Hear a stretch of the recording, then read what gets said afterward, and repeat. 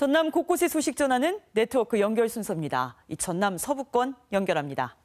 이 김혜연 앵커 준비한 소식 전해주시죠. 전남의 국립의과대학 정부 추천 공모를 줄곧 반대해온 순천 지역의 김문수 국회의원이 공모 참여로 입장을 바꿨습니다. 순천대와 순천시는 여전히 공모 반대 입장을 밝히고 있지만 전남도는 공모 반대 기류에 변화가 있을 것으로 보고 환영하고 있습니다.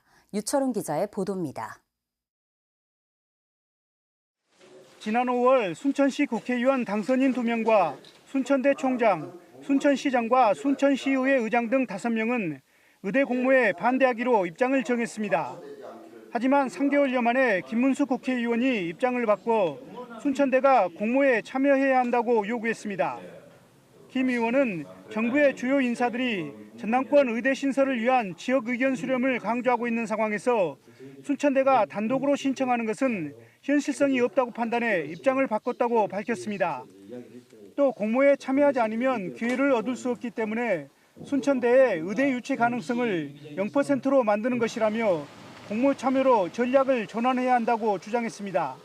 지역의 의견을 수렴해온 것을 토대로 결정을 하게 될 것이다. 이렇게 대답을 계속 정부가 일관되게 해오고 있는데 우리는 그냥 지역 의견 수렴에는 참여하지 않고 직접 내겠다고 하는 게 이게 상식적으로 맞지가 않고 전남도는 공모 참여 발언을 적극 환영하면서 용역기관을 통해 공정하고 투명한 공모 절차를 진행하겠다고 강조했습니다. 또 공모에 반대하는 기류에 변화가 생긴 만큼 순천대와 목포대를 대상으로 대화에도 나설 계획입니다.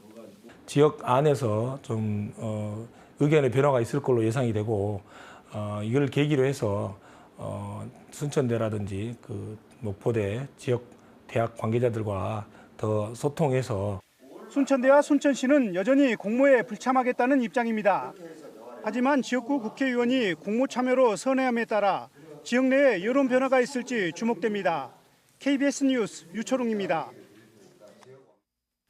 전라남도가 2030년까지 1조 3천억 원을 투자해 인구 증가 20대 핵심 과제를 추진하기로 했습니다.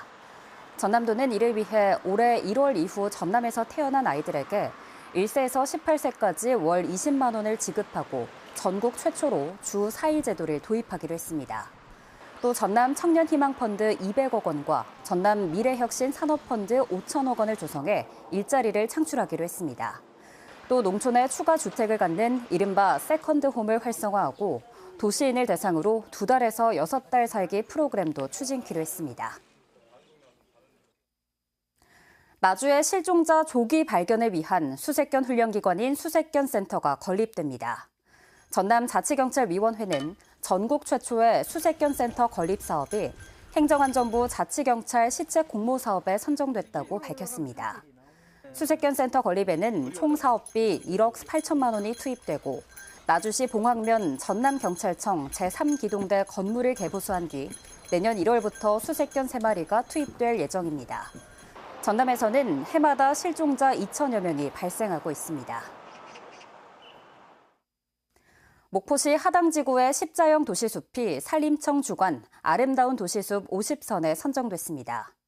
십자형 도시숲은 경제효과 증진형에 선정됐으며 숲을 관광자원으로 활용해 주변 지역의 경제 활성화에 기여했다는 평을 받았습니다.